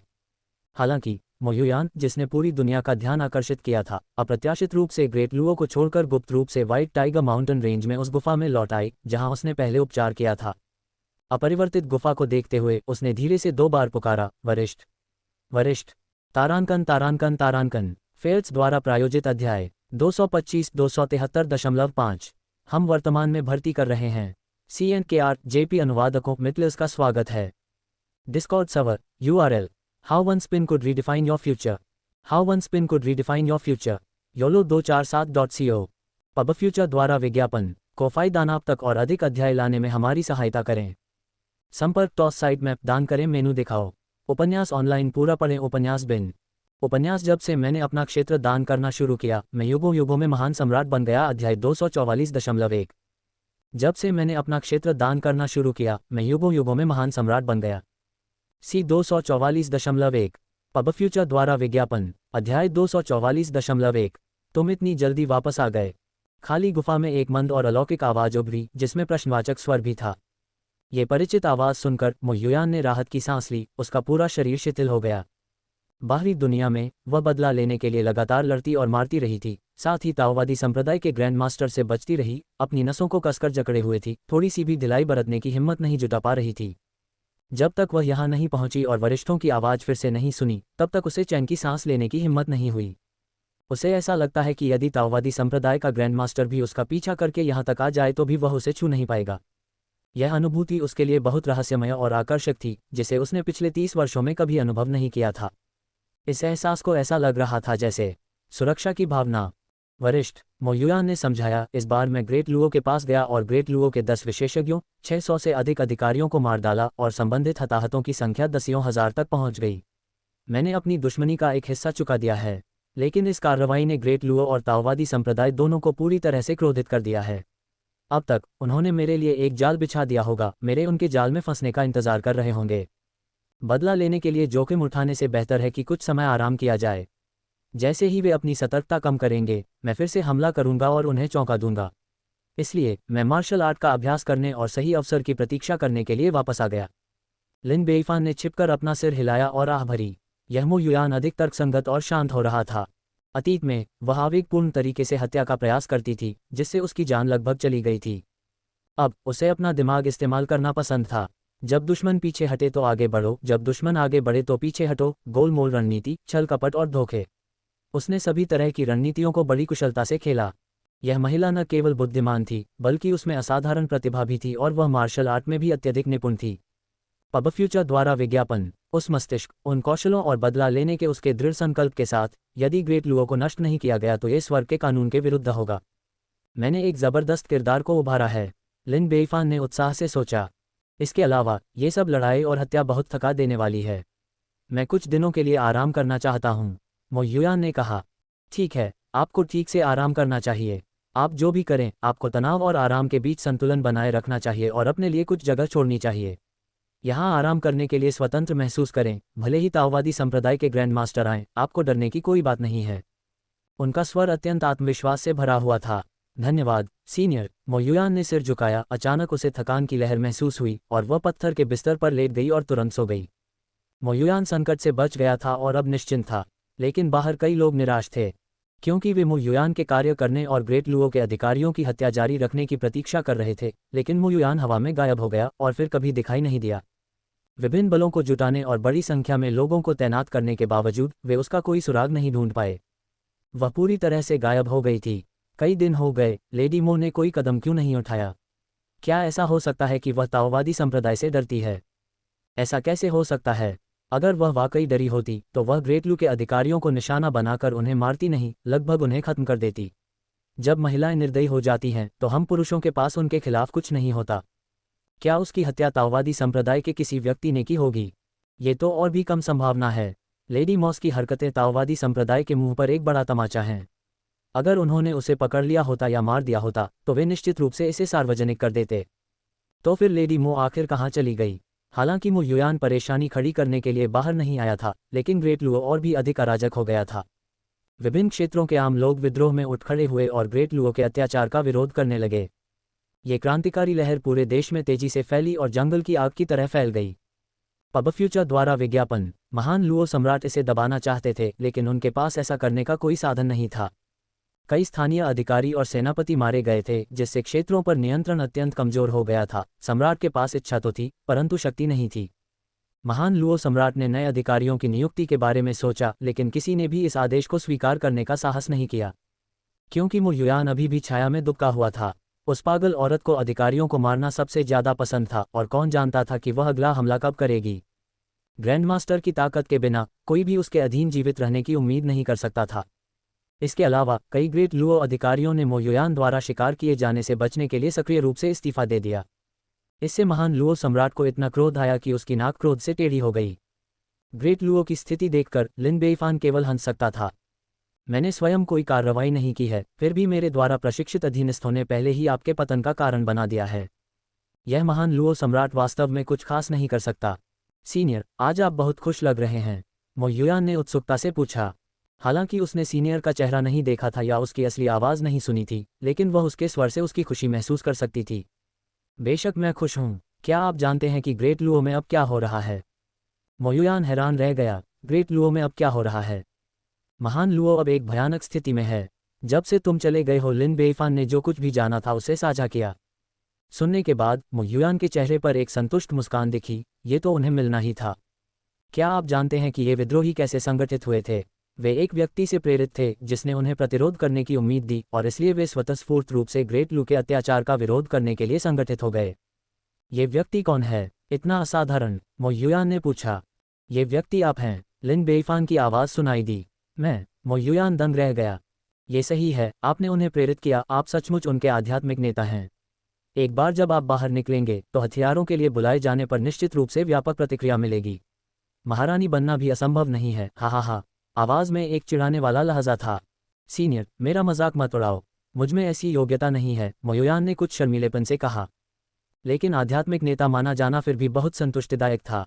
मो युयान ने अपनी कुछ उत्तेजित भावनाओं को शांत करने के लिए कुछ गहरी सांसें लीं और झुककर कहा, सीनियर, मैं कुछ दिनों से मार्शल आर्ट सीख रही हूँ और मुझे कुछ संदेह हैं। मैं आपसे मार्गदर्शन मांगना चाहती हूँ। लिन बेईफान अच्छे मूड में था। कुछ भी पूछो, मैं शिष्यों को पढ़ाने में बहुत अच्छा हूँ। सीनियर, आपने कहा कि आपके पास शिष्य हैं। वे कौन हैं और क्या वे शक्तिशाली हैं? मो युयान ने सहजता से पूछा, रहस्यमय सीनियर के बारे में जानकारी प्राप्त करने की कोशिश करते हुए। वे बुरे नहीं हैं। आवाज़ आई, मैंने अपने जीवन में सिर्फ 2 शिष्य बनाए हैं। पहला तो पहले से ही ग्रैंड मास्टर है और दूसरा, हालांकि अभी नहीं, लेकिन बहुत करीब है। मो युयान ने हौंकते हुए कहा, आपको ये समझना होगा कि भले ही आप ग्रैंड मास्टर हों, लेकिन किसी अन्य ग्रैंड मास्टर को प्रशिक्षित करना आसान नहीं है। आखिरकार प्रत्येक ग्रैंड मास्टर को अपना रास्ता स्वयं बनाना होगा। हो सकता है कि आपका मार्ग आपके शिष्य के अनुकूल न हो, लेकिन उसके सामने बैठी यह सीनियर पहले ही एक ग्रैंड मास्टर को प्रशिक्षित कर चुकी थी और दूसरा भी बहुत करीब था। ये किस प्रकार की साधना का स्तर है? यहाँ तक कि शीर्ष 10 ग्रैंड मास्टरों में से भी शायद केवल कुछ ही यह उपलब्धि हासिल कर सकेंगे। वह हमेशा सोचती थी कि उसने छाया में छिपे रहस्यमय वरिष्ठ की ताकत को ज्यादा आंका था, लेकिन अब उसे एहसास हुआ कि उसने अभी भी उसे कम आंका था। तारांकन तारांकन तारांकन। फेल्ट्स द्वारा प्रायोजित अध्याय 226-273.5। हम वर्तमान में भर्ती कर रहे हैं। CNKR JP अनुवादकों मिटलर्स का स्वागत है। डिस्कॉर्ड सर्वर URL पबफ्यूचर द्वारा विज्ञापन कोफाई दानाप तक और अधिक अध्याय लाने में हमारी सहायता करें। संपर्क टॉस साइट मैप दान करें, मेनू दिखाओ। उपन्यास ऑनलाइन पूरा पढ़ें। उपन्यास बिन। उपन्यास जब से मैंने अपना क्षेत्र दान करना शुरू किया, मैं युगों युगों में महान सम्राट बन गया। अध्याय 244.2। जब से मैंने अपना क्षेत्र दान करना शुरू किया, मैं युगों युगों में महान सम्राट बन गया। C 244.2 ads by pub future. अध्याय 244.2। सीनियर, आपके 2 शिष्य कौन हैं? क्या आप मुझे बता सकते हैं? मो युयान ने बनावटी जिज्ञासा से पूछा, अपने कान खड़े किए। एक बार जब वह इन 2 शिष्यों की पहचान जान गई तो वह सीनियर की पहचान का अनुमान लगा सकती थी। एक बार जब आप ग्रैंड मास्टर बन जाएंगे तो मैं आपको बताऊंगा। मो युयान, आप बहुत प्रतिभाशाली हैं। क्या आप मेरे तीसरे शिष्य बनने में रुचि रखते हैं? यदि आप मेरा अनुसरण करते हैं और मेरे मार्गदर्शन में सीखते हैं तो मैं गारंटी देता हूं कि आप 5 साल के भीतर ग्रैंड मास्टर के दायरे में आगे बढ़ेंगे।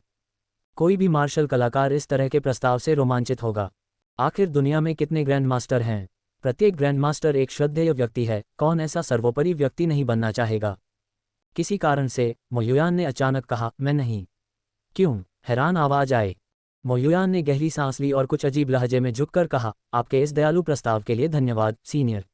मैंने अपने जीवन में कभी गुरु नहीं लिया है और मैं अपना रास्ता खुद बनाना पसंद करूंगा। कुछ देर रुकने के बाद उसने पूछा, वरिष्ठ, यदि मैं आपकी शिष्या नहीं बनी तो क्या इसका अर्थ यह है कि आप मुझे शिक्षा नहीं देंगे? ऐसा नहीं है। हालांकि तुम मेरे शिष्य नहीं हो, फिर भी तुम मेरे लिए काम करते हो, इसलिए मैं तुम्हें अभी भी सिखाऊंगा। मो युयान का चेहरा मुस्कुराहट से चमक उठा। धन्यवाद सीनियर। फिर मो युयान ने सीनियर से मार्शल आर्ट सीखना शुरू किया। उसने पाया कि सीनियर वाकई बहुत ज्ञानी था।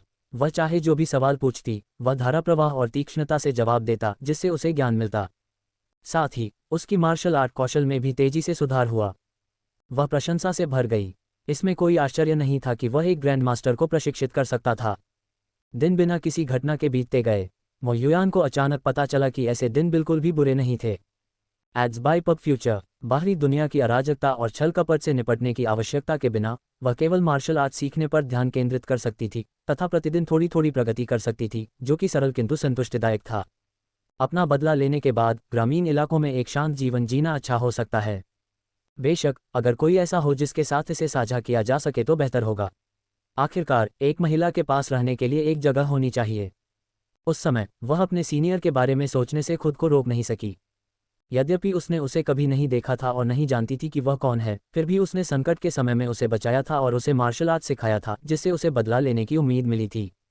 उसकी छवि पहले से ही उसके दिल में अंकित हो चुकी थी। संकट में फंसी एक सुंदरी को नायक द्वारा बचाने का क्लिच भले ही अतिशयोक्तिपूर्ण हो, लेकिन यह अविश्वसनीय रूप से प्रभावी था। वरिष्ठ नागरिक के साथ हमेशा रहना कितना अच्छा होगा। ये सोचते ही उसके गाल हल्के लाल हो गए और वह खुद को पुकारने से रोक नहीं पाई, सीनियर।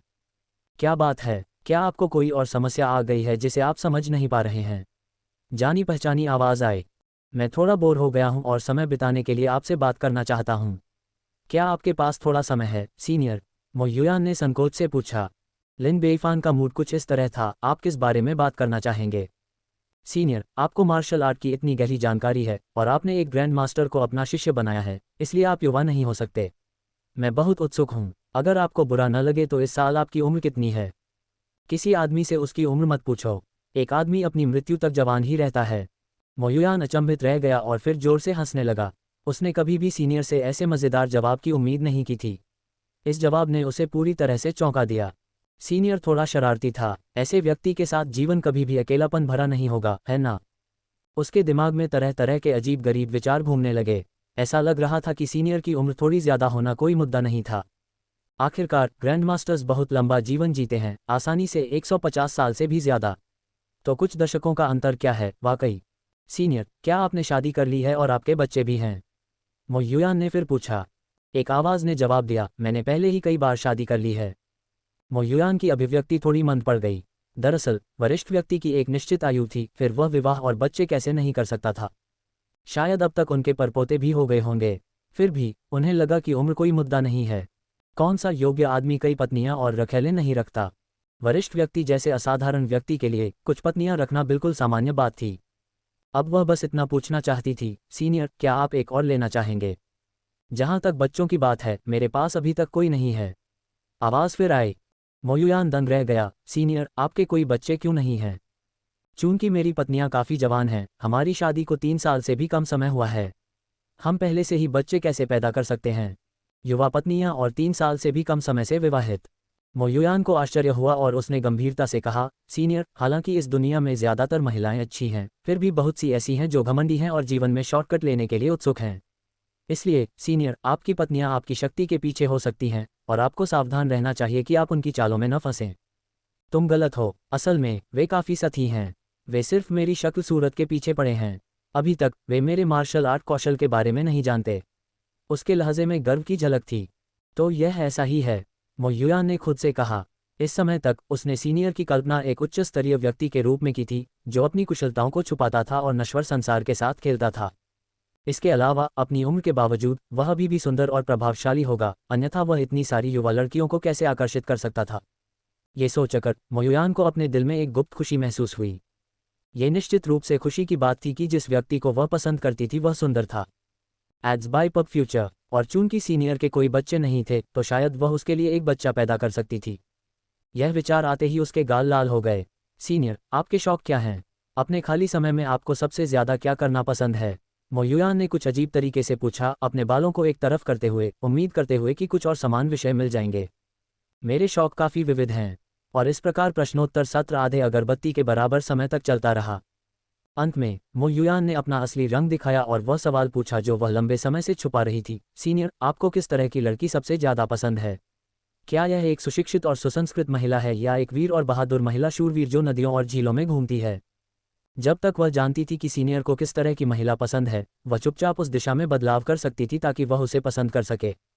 यह आवाज़ हिचकिचाई। ये देखकर कि दूसरी पार्टी प्रतिक्रिया देने में धीमी थी, मो युयान ने मन ही मन सोचा कि वरिष्ठ को शायद दोनों प्रकार की महिलाएं पसंद नहीं हैं। इसलिए उसने फिर से पूछा, तो वरिष्ठ, क्या आपको कई आकर्षणों वाली मोहक जादूगरनी पसंद है या राजकुमारी या संत जैसी कुलीन और पवित्र लड़कियां पसंद हैं?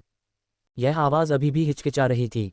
मो युयान समझ गया, सीनियर को भी इस तरह की औरतें पसंद नहीं थीं। सीनियर, क्या आपको पड़ोस में रहने वाली जीवंत और सुंदर, समझदार लड़की पसंद है या मितव्ययी और मेहनती महिला? यह अपने प्रश्नों को लेकर इधर उधर भटकने के बाद भी उसे कोई उत्तर नहीं मिल सका। मोयुयान कुछ हद तक हताश महसूस कर रहा था। सीनियर, ओह सीनियर, मैं बस ये जानना चाहता था कि आपको कैसी लड़की पसंद है। क्या ये सवाल वाकई इतना मुश्किल है? इसी समय सीनियर का विलंबित उत्तर अंततः आया। खैर, मुझे चुनाव करने में कठिनाई हो रही है। क्या मैं उन सभी को ले सकता हूँ? मोयुयान, तारांकन तारांकन तारांकन। फेल्स द्वारा प्रायोजित अध्याय 227-273.5। हम वर्तमान में भर्ती कर रहे हैं। CNKR JP अनुवादकों मित्लर्स का स्वागत है। Discord server URL ads by pub future. कोफाई दानाप तक और अधिक अध्याय लाने में हमारी सहायता करें। संपर्क टॉस साइट मैप दान करें। मेनू दिखाओ। उपन्यास ऑनलाइन पूरा पढ़ें। उपन्यास बिन। उपन्यास जब से मैंने अपना क्षेत्र दान करना शुरू किया, मैं युगों युगों में महान सम्राट बन गया। अध्याय 245.1। जब से मैंने अपना क्षेत्र दान करना शुरू किया, मैं युगों युगों में महान सम्राट बन गया। C 245.1 पब फ्यूचर द्वारा विज्ञापन। अध्याय 245.1। इस समय तक शरद ऋतु आ चुकी थी और फसल का मौसम था। हेशेन ने रिपोर्ट करने के लिए खुशी से भरे चेहरे के साथ महल में प्रवेश किया। महामहिम को सूचित करें, वर्ष की शुरुआत से ही हमारे राजवंश ने अनुकूल मौसम और शांति का आनंद लिया है। राष्ट्र समृद्ध है और लोग सुरक्षित हैं। अधिक नागरिकों के उत्पादन में शामिल होने और अधिक बंजर भूमि पर खेती और फसलें लगाने के साथ इस वर्ष हमें एक और भरपूर फसल मिली है। प्रारंभिक अनुमानों से पता चलता है कि हम एक वर्ष के लिए 120 मिलियन लोगों को खिलाने के लिए पर्याप्त अनाज की फसल उगाएंगे। लिन बेईफान को यह पहले से ही पता था, लेकिन फिर भी वह बहुत खुश था। अच्छा, बहुत अच्छा। उनके महान जिया की कुल जनसंख्या अब लगभग 70 मिलियन थी। पिछले वर्ष उनके पास अतिरिक्त अनाज था और इस वर्ष भी भरपूर फसल के कारण अब उनके पास 2 वर्षों तक अपनी पूरी आबादी को खिलाने के लिए पर्याप्त खाद्यान्न उपलब्ध है। ये कैसा चमत्कार था! यहाँ तक कि उन स्थापित साम्राज्यों के पास भी ऐसे खाद्य भंडार नहीं थे। प्राचीन काल में ये पुनर्तः अकल्पनीय था। इस खबर को दुनिया में घोषित करो और लोगों को एक साथ खुशी मनाने दो। अपना हाथ लहराते हुए लिन बेईफान ने उच्च आत्माओं के साथ आदेश दिया। हाँ महाराज, हेशेन को आदेश मिल गया। ठीक उसी समय शाही महल के पश्चिमी भाग से अचानक एक शक्तिशाली आभा फूट पड़ी, जो पूरे शहर में फैल गई। चाहे वे साधारण लोग हों या मार्शल कलाकार, सभी को सीने में जकड़न और बेचैनी महसूस हुई। कौन सा शक्तिशाली व्यक्ति ऐसा आभामंडल उत्सर्जित कर रहा है जिससे यह इतना असुविधाजनक हो रहा है? कौन सा अज्ञानी मजबूत व्यक्ति महान जियाशाही शहर में परेशानी पैदा करने की हिम्मत करता है? क्या वे अब जीना नहीं चाहते हैं? हमारे ग्रेट जिया में हमारे पास 2 ग्रैंड मास्टर हैं। महाराज सावधान! हेशेन गंभीर भाव से लिन बेईफान के सामने खड़ा था। पब फ्यूचर द्वारा विज्ञापन। लिन बेईफान हंसे। चिंता मत करो, यह अच्छी बात है। हमारे महान जिया ने एक और ग्रैंड मास्टर प्राप्त कर लिया है। जैसे ही उन्होंने बोलना समाप्त किया, वह शक्तिशाली आभा पीछे हट गई और फिर एक लंबे भले के रूप में संघनित हो गई, जो आकाश में ऊपर चला गया, ऊपर बादलों को भेदते हुए और छेद से सूर्य की रोशनी को नीचे आने दिया। उस समय पूरे शहर में एक वीर हंसी भी फैल गई। मैंने सफलता पाली है। इस बूढ़े आदमी ने आखिरकार सफलता पाली है। हा हा हा। महाराज, हेशेन ने एक पल के लिए संकोच किया। क्या ये पीयरलेस स्पीयर इमॉर्टल की भला तकनीक है? क्या वह सफल हो गया है? क्या वह ग्रैंड मास्टर बन गया है? ये सही है, चलो एक नज़र डालें। लगभग आधे अगरबत्ती के समय के बाद लिन बेईफान और अन्य लोग एक आलीशान निवास पर पहुंचे। ये वह स्थान था जहां अद्वितीय भला अमर निवास करता था। इस समय अद्वितीय भला अमर एक भले की तरह सीधा खड़ा था। उसके चेहरे पर एक मुस्कान थी। उसके चेहरे की झुर्रियां बहुत कम हो गई थीं और वह अधिक गुलाबी और चिकना दिखाई दे रहा था। इसके अलावा उसके सिर पर सफ़ेद बालों के बीच काले रंग के कुछ और बाल थे, जिससे वह कई दशक छोटा लग रहा था। ये सभी ग्रैंडमास्टर के क्षेत्र में प्रवेश के बाह्य संकेत थे। चाहे वह कोई भी हो, जब तक वे ग्रैंडमास्टर के दायरे में प्रवेश करते हैं, वे एक कायाकल्प प्रक्रिया से गुजरेंगे जो उनकी अस्थि मज्जा को शुद्ध करेगी और उनके जीवनकाल को 50 से 60 वर्षों तक बढ़ा देगी। जीवनकाल बढ़ने के साथ स्वाभाविक रूप से वे काफ़ी युवा हो जाते हैं। पीयरलेस स्पीयर इमॉर्टल के अलावा यहाँ कई इननेट पावर हाउस हैं। वे सभी पीयरलेस स्पीयर इमॉर्टल को बधाई देने आए हैं। ये बहुत जीवंत है। चाय युक्सिन ने उत्साह से कहा, गुरु, आपका सपना आखिरकार सच हो गया। मैं अपने साथी शिष्यों को खुशखबरी सुनाऊंगा ताकि वे सभी खुशी में हिस्सा ले सकें। पब फ्यूचर द्वारा विज्ञापन। खाली हाथ मास्टर ने ईर्ष्या से कहा, बधाई हो वरिष्ठ, अंततः एक सच्चे भला भगवान बनने और दुनिया के सबसे मजबूत लोगों की श्रेणी में शामिल होने के लिए। वाइन्सवॉर्ड इमोर्टल ने कहा, भविष्य में मुझे स्पीयर गॉड सीनियर से अधिक मार्गदर्शन प्राप्त होने की उम्मीद है। पीयरलेस स्पीयर इमोर्टल मुस्कुराया जैसे कि वसंत की हवा का आनंद ले रहा हो। आप सभी को धन्यवाद। हा हा हा। जब तक उन्होंने लिन बेईफान को आते नहीं देखा, तब तक वे पीछे मुड़े और एक स्वर में बोले, नमस्कार महामहिम, सम्राट अमर रहें। कृपया उठो। लिन बेईफान ने मुस्कुराते हुए हाथ से इशारा करते हुए कहा। अद्वितीय भाला अमर जल्दी से आया, आदरपूर्वक झुका और कहा, शिष्य गुरु को नमस्कार करता है और वरिष्ठ भाई से मिलता है। तलवार एल्डर ने मुस्कुराते हुए कहा, जूनियर भाई, अपना रास्ता खुद बनाने के लिए बधाई। लिन बेइफान ने संतुष्ट मुस्कान के साथ कहा, मैंने शुरू में अनुमान लगाया था कि इसमें 4 से 5 महीने लगेंगे, लेकिन आपने 2 महीने से थोड़े ज़्यादा समय में ही सफलता हासिल कर ली। आपने मुझे बहुत बड़ा सरप्राइज़ दिया है, हा हा हा। पियरलेस पियर इमोर्टल ने बहुत उत्साह से कहा, ये सब गुरु के मार्गदर्शन के कारण है। आपके मार्गदर्शन के बिना मैं आज यहाँ तक नहीं पहुँच पाता। लेकिन जितना अधिक मैं सीखता हूँ, उतना ही मुझे अपनी कमियों का एहसास होता है। मुझे उम्मीद है कि गुरु भविष्य में भी मेरा मार्गदर्शन करते रहेंगे। मैं सदा आभारी रहूँगा। ग्रैंडमास्टर क्षेत्र में प्रवेश करने के बाद उसने सोचा कि वह अपने स्वामी से बराबरी की लड़ाई लड़ सकता है, लेकिन अंत में वह फिर भी हार गया। ये कहा जा सकता है कि उनके युवा गुरु की दाव के बारे में समझ अथाह गहन स्तर तक पहुंच गई थी। वह अभी भी और अधिक सीखना चाहता था, आगे बढ़ना चाहता था और अपने भले को और भी अधिक तेज बनाना चाहता था। यदि आप सीखना चाहते हैं तो मैं स्वाभाविक रूप से आपको सिखाऊंगा, लिन बेइफान ने वादा किया। पियरलेस पियर इमोर्टल बहुत खुश हुआ, धन्यवाद मास्टर। उसी समय लिन बेइफान के दिमाग में एक आवाज़ गूंजी, डिंग। जैसे जैसे खिलाड़ियों की राष्ट्रीय शक्ति बढ़ी है, आपकी ताकत भी उसी तरह बढ़ी है, जिससे आपको गॉड ऑफ वॉर कंपेंडियम का इनाम मिला है। गॉड ऑफ वॉर कंपेंडियम एक मार्शल आर्ट खजाना है जिसमें 49 आरेख हैं, जिनमें से प्रत्येक में ब्रह्मांड के रहस्य और मार्शल आर्ट के मूल तत्व शामिल हैं। एक बार महारत हासिल करने के बाद इसमें स्वर्ग को चौंकाने और दुनिया को हिला देने की शक्ति होती है। लिन बेइफान ने इसे जल्दी से आत्मसात कर लिया और उसकी ताकत में एक और बड़ी छलांग लगी। अब वह बिना किसी परेशानी के 4 या 5 साधारण ग्रेट ग्रैंड मास्टर्स को संभाल सकता था। शायद वह निकट भविष्य में अपनी शक्ति से सभी समकालीन महान ग्रैंड मास्टरों को दबा सके, और यहाँ तक कि एक कदम आगे बढ़कर सुप्रीम ग्रैंड मास्टर भी बन सकते हैं। इस शिष्य की सफलता ने उसे स्वयं भी सफलता दिलाई। लिन बेइफान ने विजयी भाव से कहा, ग्रेट जिया को एक और ग्रैंड मास्टर मिल गया है।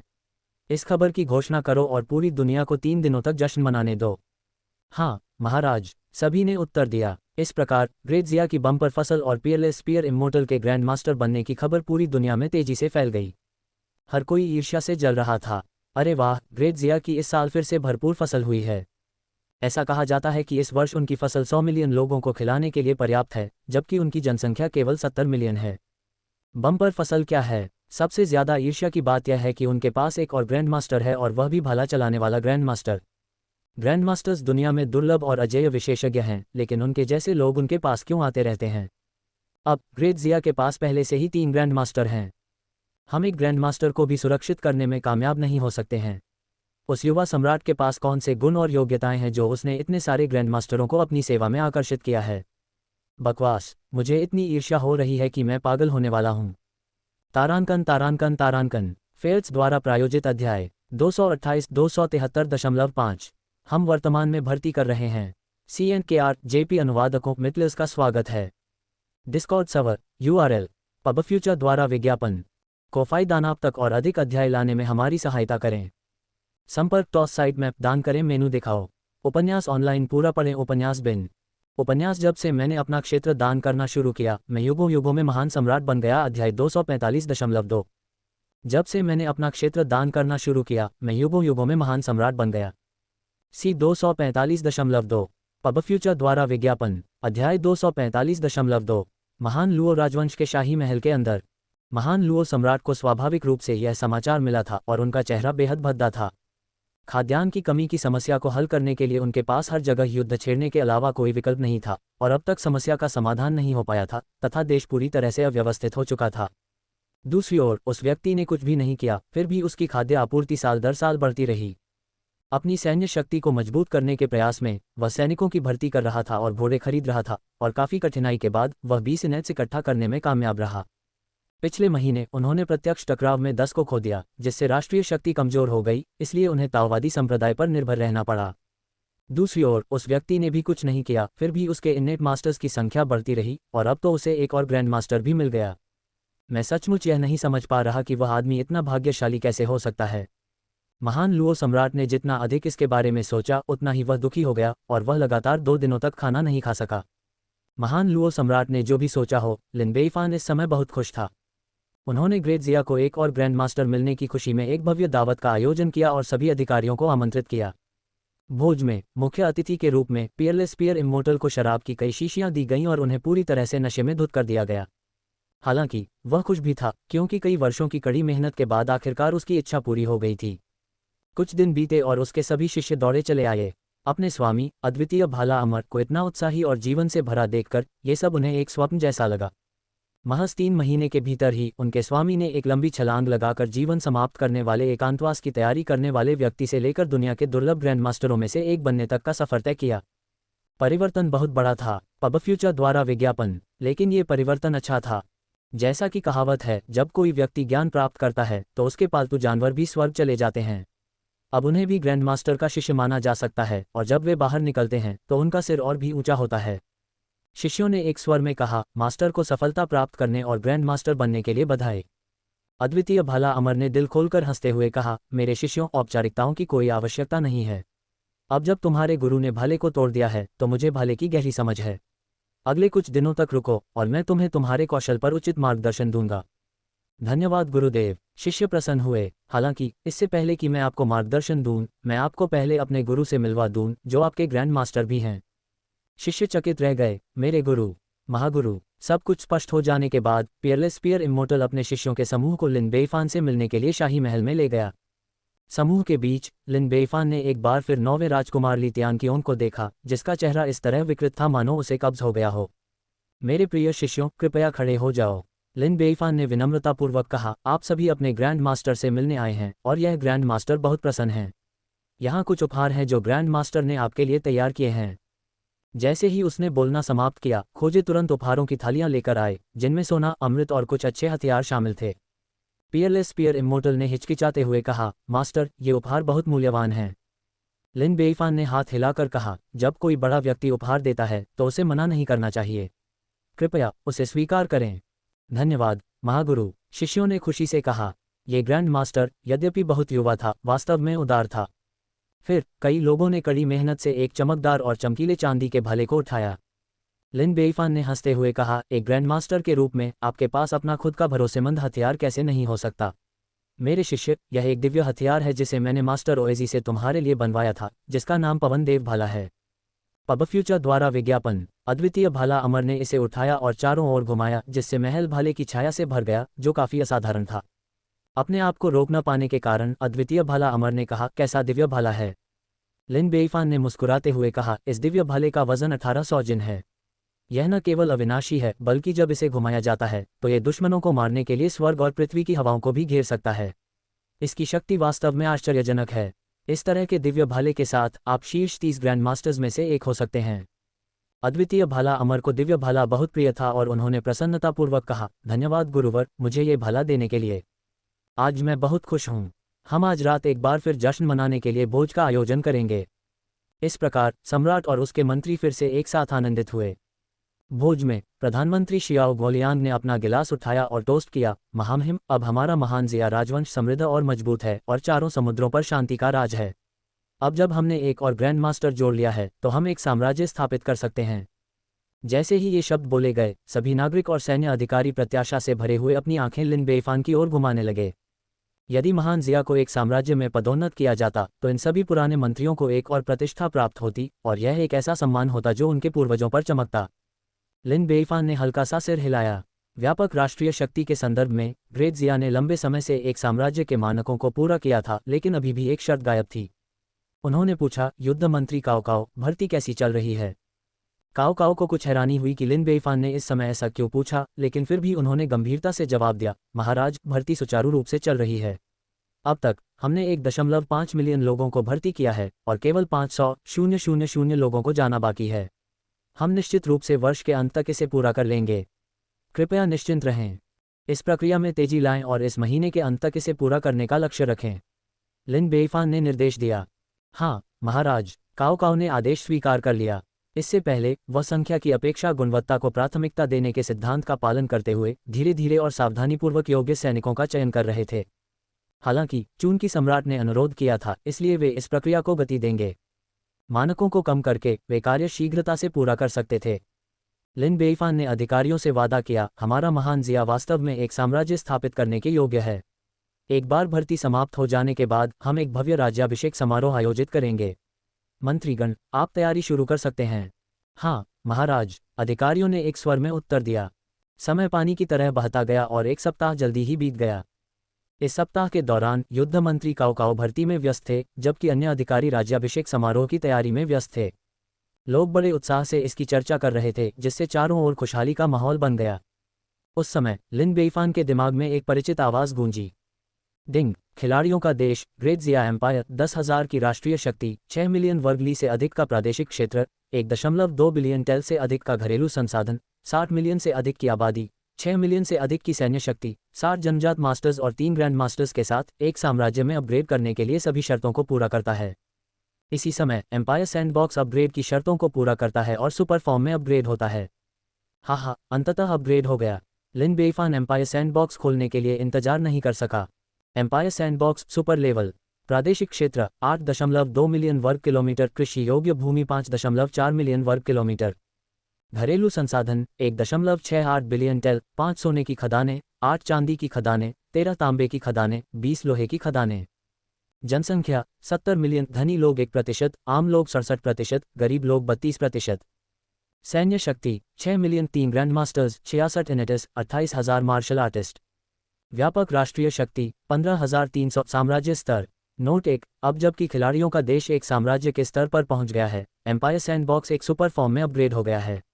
जानवरों सहित भूमिगत, जमीन पर और हवा में सभी संसाधनों और सामग्रियों को जुटाया जा सकता है, मनुष्यों को छोड़कर। नोट 2, एम्पायर सैंडबॉक्स को फिर से अपग्रेड करने के बाद एक और गेम फीचर जोड़ा गया है, जिसका नाम है hand of creation. Hand of creation के माध्यम से सभी घरेलू सामग्रियों को एक बार और केवल एक बार स्तर बढ़ाने के लिए सृजन के साथ प्रदान किया जा सकता है, मनुष्यों को छोड़कर। तारांकन फेल्स द्वारा प्रायोजित अध्याय 229-273.5। हम वर्तमान में भर्ती कर रहे हैं।